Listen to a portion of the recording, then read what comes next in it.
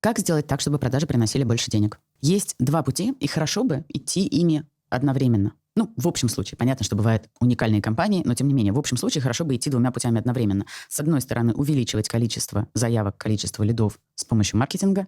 С другой стороны, увеличивать конверсию.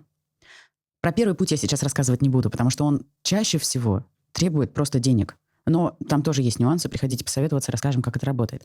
А вот с конверсией интереснее всего. Потому что если вы получили 1000 лидов, и из них случилось 10 сделок, то, увеличив конверсию чуть-чуть на одном из этапов продаж, вы можете из 1000 лидов начать получать 20 сделок. Казалось бы, конверсия x2, мечта любого. Но это возможно, это реально. Иногда достаточно просто подкрутить пару инструментов внутри воронки продаж.